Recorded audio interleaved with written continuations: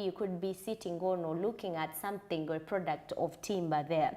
But there are various types of timber growing around Uganda. For example, if we were to say cedar, if we were to speak about bamboo, mahogany, among others. But let us look at how commercial tree growing is very important in our country, and how maybe it is a venture that you would take up to improve your sustainable life. The commercial tree growing has an objective to ensure a sustainable commercial forestry industry for socio-economic, profitable and environmentally sound in Uganda. The industry of timber is an informal business which illegally works, and as an association, they are trying to streamline and work with government and private partnerships to ensure that they operate legal and formal.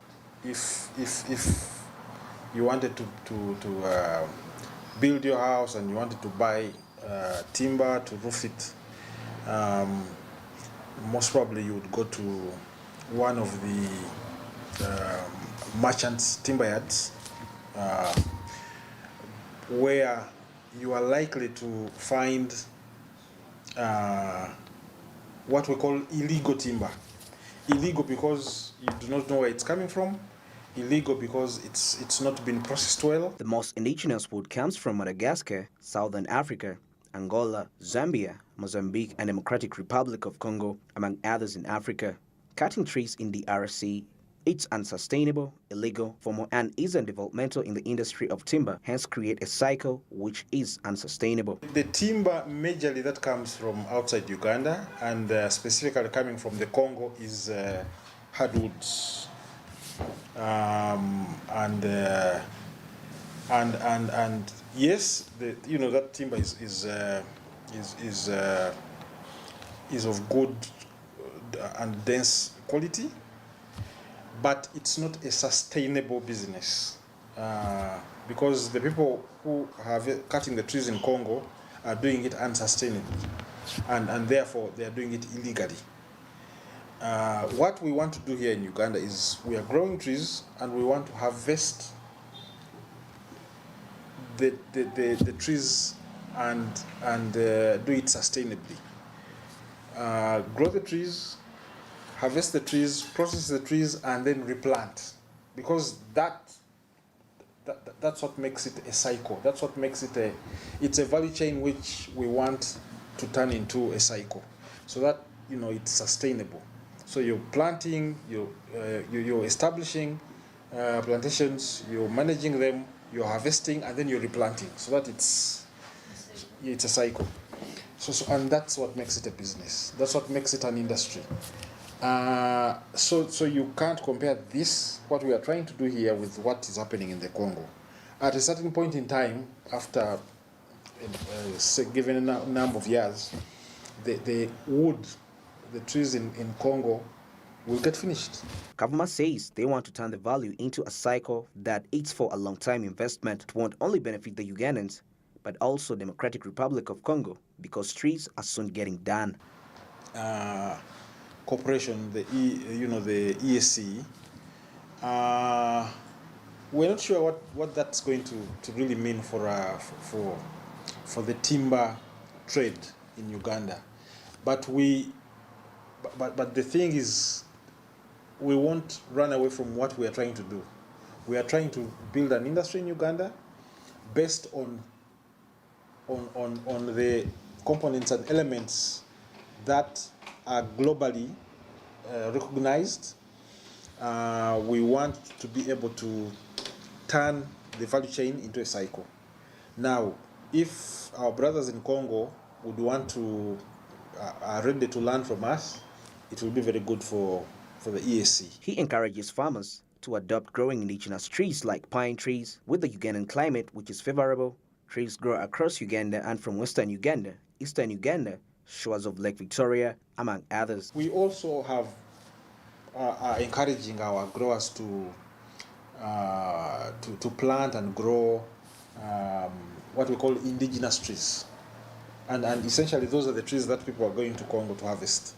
You're talking about the mahoganies, you're talking about the musizis and all the other hardwoods. So Uganda's climate and soils can also support the growing of indigenous trees. And it's one of the things that we are trying to encourage our growers here to do. As a growing entity, Yeah. where are you growing these trees? Because Trees grow all over Uganda. It is said that actually Uganda is number 2 in having the best climatic and the soils that support tree growing. We grow trees everywhere, and for us as UTGA, we have 8 clusters in West Nile, in northern Uganda, in eastern Uganda, in what we call the Victoria cluster, which is along the shores of Lake Victoria, central Uganda, Albertine. We have what we call the Mubende cluster, and then southwestern Uganda. So trees in Uganda grow nearly in each and every area. Kavma says the timber industry contributes to the value channel through creating job opportunities, which is a great contribution to the economy of Uganda. In Uganda, definitely it contributes to the economy of Uganda. We are building an industry that provides jobs to Ugandans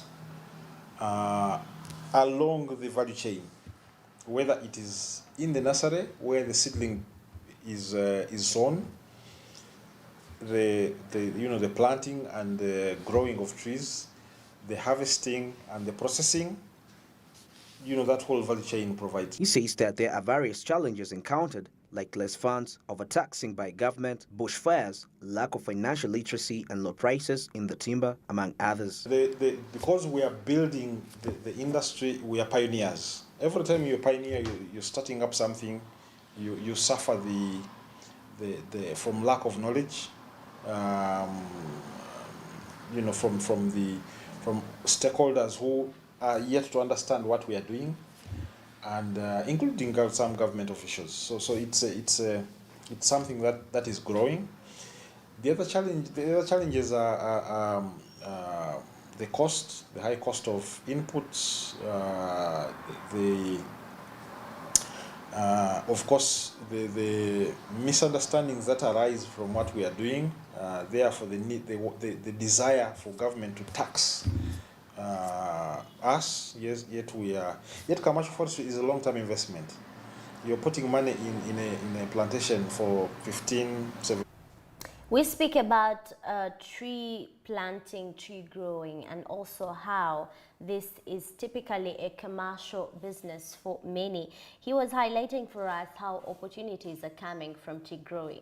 But now, Jeremiah, I want us to share and as well speak in regards to making this as a dream come true.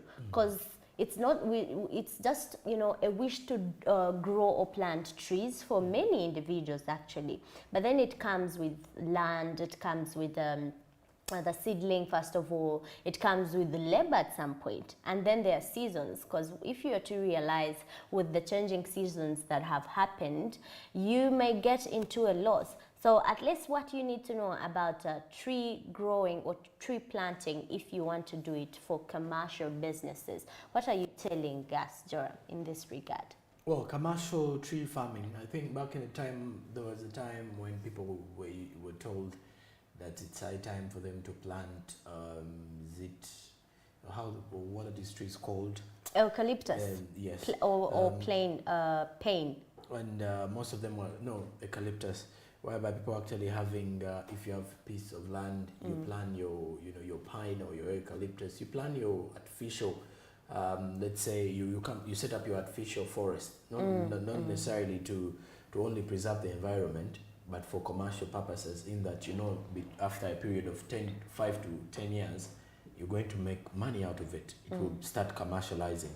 So that is where most of the people have been making some good money out of the issue of commercial tree planting. My siblings, we happen to think about, we've got a lot of land. I'm proud to say that.